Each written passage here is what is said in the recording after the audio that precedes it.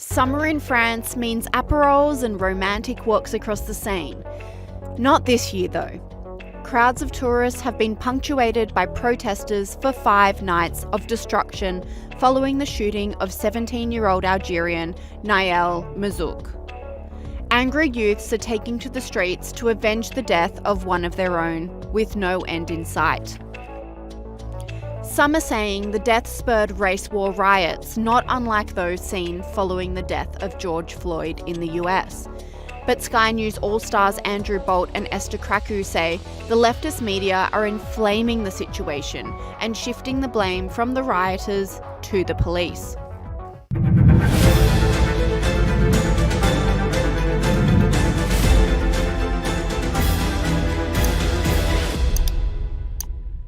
Thousands of extra police officers have been deployed around Paris and other French cities in the wake of widespread rioting and violence. Cars have been set alight and dozens of officers injured after a resident responded violently to a teenager being shot dead by police at a traffic stop. An explosive moment for France.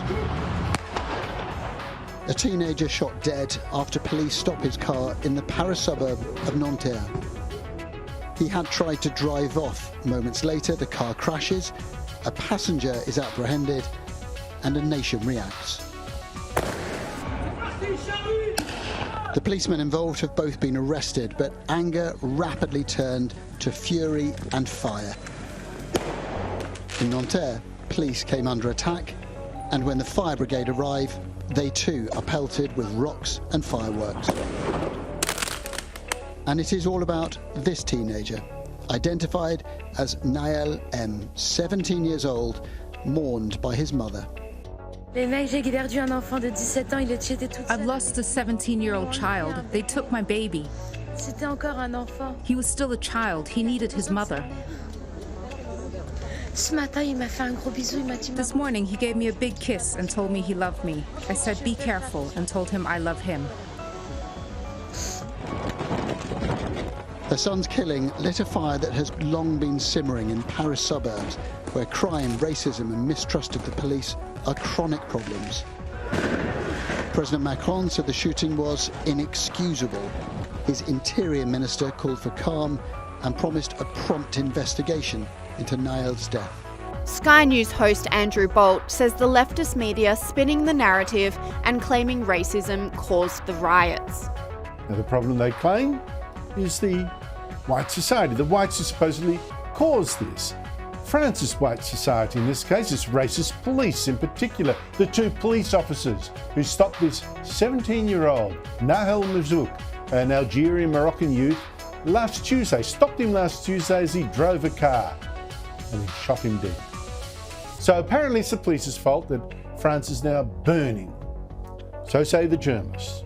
It's not the fault of the rioters, apparently, who are actually doing that burning, doing that looting, that shooting, that bashing.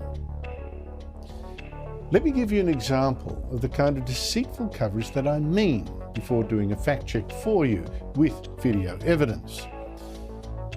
This is from Britain's BBC, a state broadcaster captured by the left, as state broadcasters usually are, and pushing all the standard lines of the left to explain this extraordinary violence.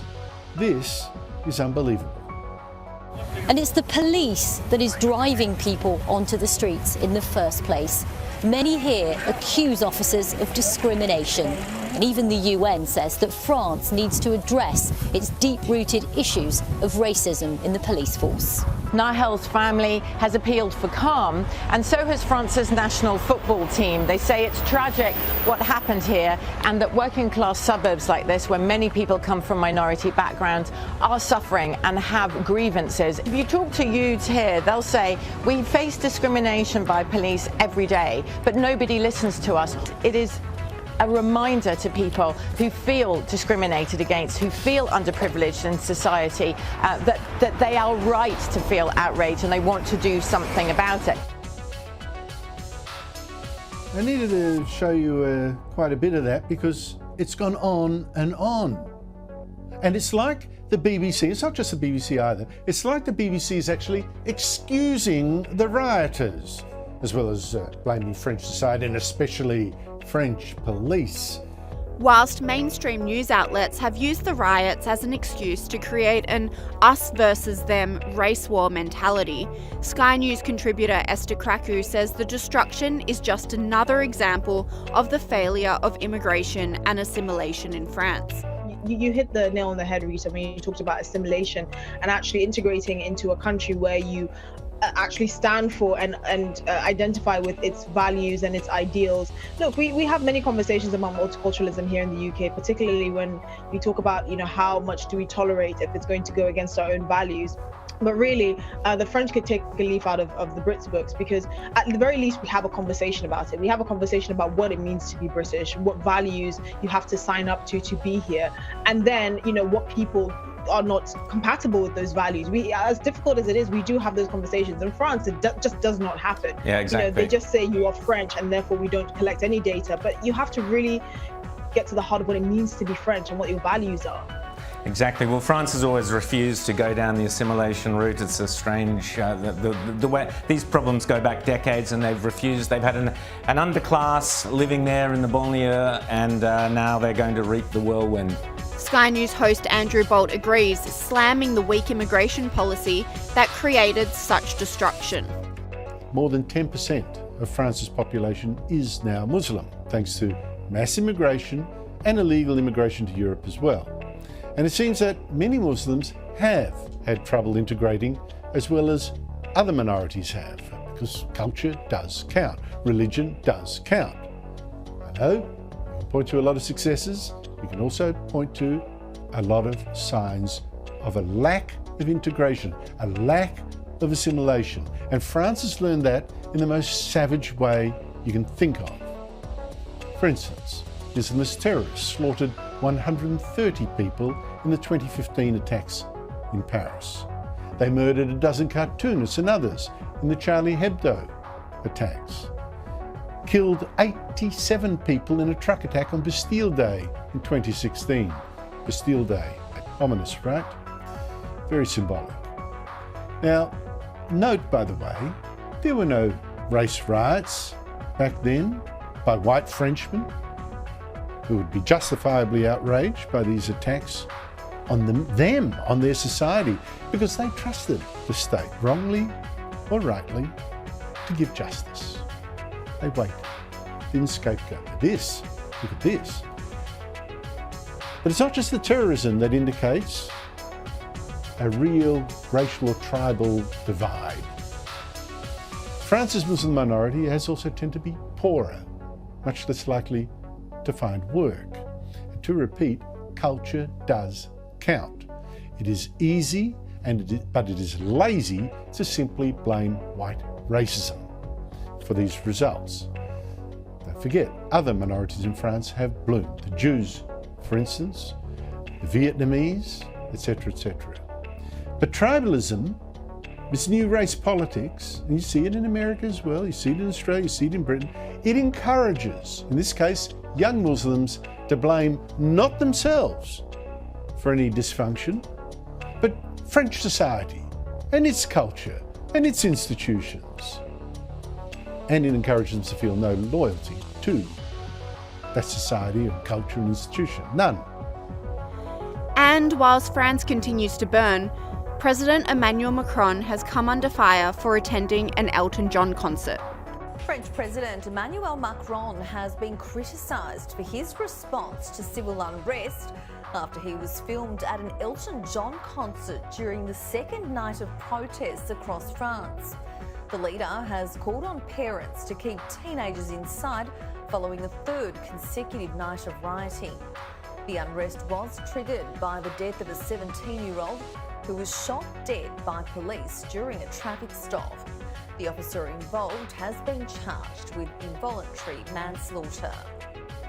Yeah, I think there's two sides to that, to be honest. I think his political opponents will say, well, while France was burning, here you were at an Elton John concert. His supporters will say he is the president of the Republic, that the Prime Minister Elizabeth Borne, that the Interior Minister Gérald Darmanin are the ones who are in charge of the minute-by-minute response to this, and that President Macron has a job as well as head of state. Now, you may argue whether or not that involves going to an Elton John concert.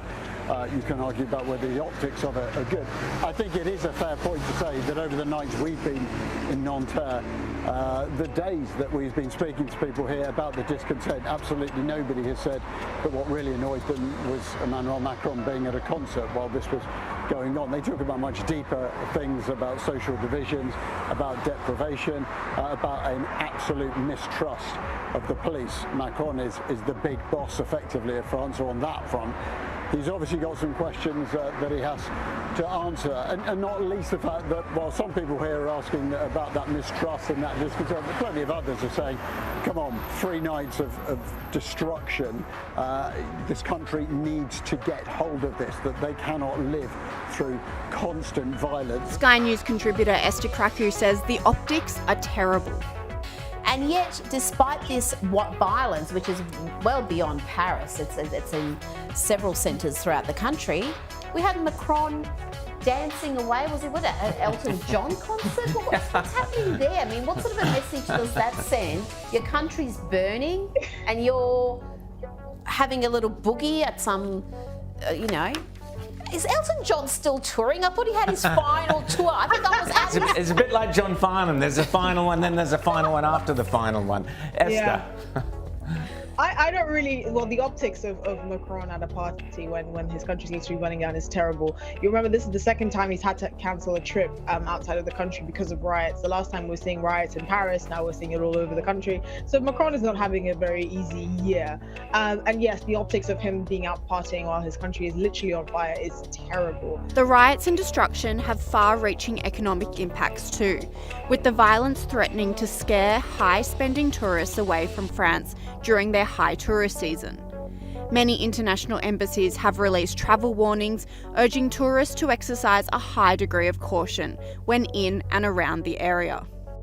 The riots have prompted Australia's Department of Foreign Affairs to upgrade a travel warning. Australians currently in or travelling to France should exercise a high degree of caution. Travellers should also be particularly vigilant at night and avoid all demonstrations in areas with significant police activity. So far, over 1,000 people have been arrested and 79 police officers injured. France is being battered by a wave of destruction that just keeps rolling. This was Marseille. Shops raided, vehicles destroyed, a gun shop looted with several hunting rifles reportedly stolen. And look at this. A huge explosion lighting the night in the middle of the city.